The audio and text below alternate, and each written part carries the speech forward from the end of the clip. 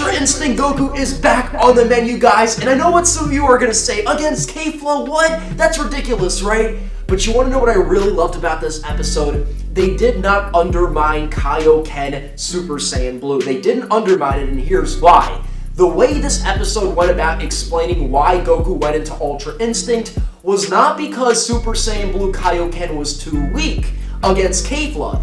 It's simply the fact that he actually ran out of stamina at the very end, and he was getting weaker, and so when he had that opening and Kefla kicked him, he could no longer go into that stamina-draining transformation, Super Saiyan Blue Kaioken. Whereas Ultra Instinct is simply something that, like, once your energy is completely depleted, I'm guessing in Goku's case, in this specific sense, he's able to break his inner shell and achieve new heights. And specifically, this week at the end of this episode, Ultra Instinct Omen once again. And oh boy, I mean, Kefla is about to have 3 holes, bro. She's got 2 biologically. Goku's about to make a brand new one. And I could have been the only one who drew a parallel between Goku evading all of Kefla's blasts. By the end of that scene, he wasn't even moving, dude. Those blasts were flying right past him. You saw the explosions in the background. Did that not remind you of Jiren and the Kachins at the beginning of this arc,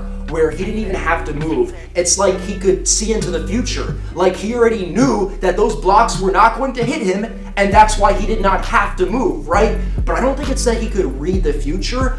I think it was just so fast. But it's some form of the Ultra Instinct. Honestly, the scene at the end of this week's episode made me feel like, yo, at some point in time, Goku could one day master Ultra Instinct like Jiren, assuming Jiren has Ultra Instinct. But again, this episode made me feel like, yeah, it's probably some version of the Ultra Instinct that Jiren's been using this entire time, but it's so advanced that even the majority of the gods, they can't tell what this is, which is why, of course, this transformation is constantly, or the state of mind, is constantly referred to as something that not even the gods can easily attain. Jiren surpassed the level of gods, and Goku's surpassing those levels himself. By the end of this episode, man, Kefla, like, you almost feel bad for her, because she was on a streak in this week's episode. Like, she forced Goku out of Super Saiyan God, she was beating him around, it was ultimately a blast that Goku took directly that, I guess, snapped Goku into the mindset like, yo, I gotta use Super Saiyan Blue or I'm just gonna lose this fight. But at the same time, of course, I do feel like this entire time he's purposely fighting, you know, very slowly, using his powers in a very conservative way so that he could ultimately, I guess, drain his resources to achieve Ultra Instinct. Goku at this point in time, guys, some of you may not like this, but he's on his route to mastering Ultra Instinct. He's aware of the path, at the very least, to Ultra Instinct mastery. And some of you guys may not like that, some of you guys may not like the fact that he's using this on Kefla, but that's just what's going on right here. Even in Super Saiyan Blue, Goku was struggling, right? Super Saiyan Kefla was something else, man, and it really makes you question, if you compare Kefla Super Saiyan to Vegito Super Saiyan, who would win that fight? I think I'm gonna be honest with you, I'd place my bets on Kefla. I don't think Super Saiyan Vegito would be withstanding straight direct shots to the arm or anywhere to the body for that matter from Goku using Super Saiyan Blue Kaioken stacked on top. I'm gonna be very honest with you, Kefla in many ways is broken. She definitely is. It's kind of scary, honestly, because, like, let's say we go to Planet Salad after this arc is over, and Goku's an idiot. He's gonna reveal all of his, like, secrets and, you know, how do you get this power? How do you get that power? Wow, so cool, right? And he's gonna show them everything.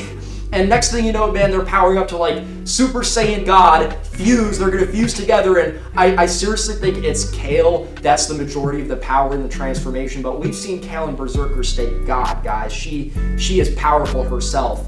In fact, it was really close between Kale Berserker State and Goku Super Saiyan Blue. So on top of Caulifla's power, anyways, think about Super Saiyan God Kefla.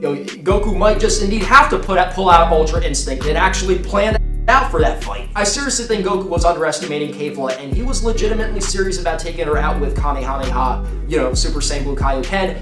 But ultimately, what ended up happening is the stamina.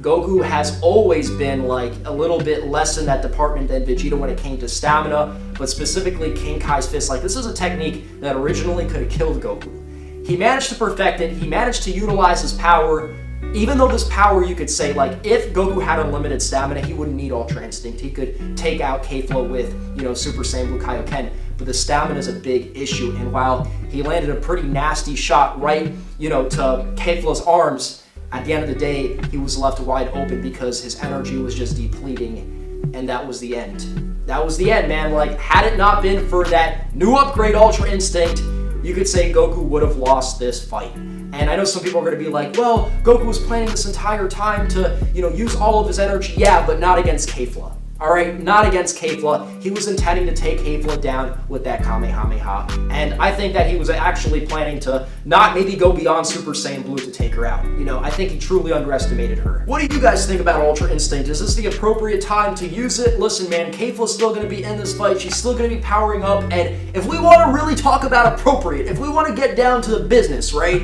The beginning of this week's episode was absolutely ridiculous with explanation as to why the Motaras were allowed.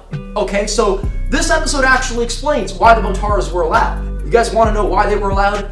Because Zeno thought it was cool. Fusion is amazing. And then the Grand Priest comes up, he's like, Potaras are now allowed. Well, dang, I'm guessing Shampa's just a fortune teller and he just knew that. He was just ahead of the curve. He automatically knew that he was special and everybody loves Universe 6, so there's nothing that could possibly happen that would disqualify them. And the second that the Motaras became legal, we had all of these cutscenes to different characters talking about maybe we should use the Potara and, ultimately characters from how his universe were given Potaras, and honestly, that was embarrassing. We got the third Hokage in a Power Ranger suit getting knocked off by Kefla. She just charges in and takes them both out, and they just disappear into thin air. And the Kai inhales the universe is like, oh, my Potara. And then Hales is like, wow, beautiful, this was worth it. I'm gonna put it to you guys like this. There are some rumors going around that Universe 2 is gonna be the next universe eliminated. After this week's episode, I'd be totally for it, honestly. I love it how when we go to our bench, the conversation quickly shifts off of Vegeta Goku to where it doesn't even escalate at all, and it just becomes about Android 17 and Android 18 fusing, and how it would be number 35 according to Shin. Thank you very much. We don't want to see that. If anything, I like seeing Android 17, Android 18 separate, working together. Android 17 has a lot of potential, even still, as the fighters get stronger and stronger and all the weaker ones get eliminated. But the fusion we really want to see is Goku and Vegeta. So I'm wondering if they shifted that conversation off because we're possibly going to see it and they want to save it, or because Toei just knows it's sloppy. It's extremely sloppy, and they're just trying to not have all of us talk about this nonstop, because if Beerus, started talking about, maybe Goku and Vegeta should fuse, you already know that'd be the topic of the day. Oh, and speaking of the androids, it was nice to see Android 17 jump in and save Android 18 from the beating she was about to take by the greatest villain of all time, the true major threat of this arc. I'm not gonna lie, dude was really quick, but at the end of the day, if Android 17 is, one-shotting you, that kind of says something about your power level. None of us really take you seriously at all. That being said, guys, pretty hype episode of Dragon Ball Super this week. We got that Ultra Instinct hype, and keep in mind, even Jiren twitched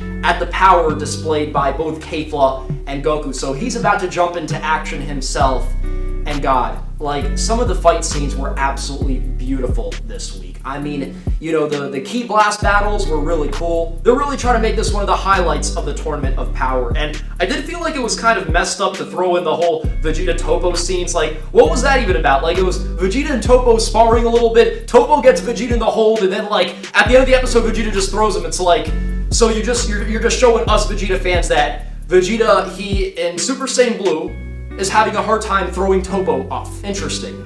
Yet Goku, all he had to do was just transform into Super Saiyan Blue to get him off. Thank you, Toei. Thank you, Toei. Thank you. And of course, we also got the stuff with Gohan Piccolo versus the Universe 6 Namekians, but in my opinion, that fight is already confirmed,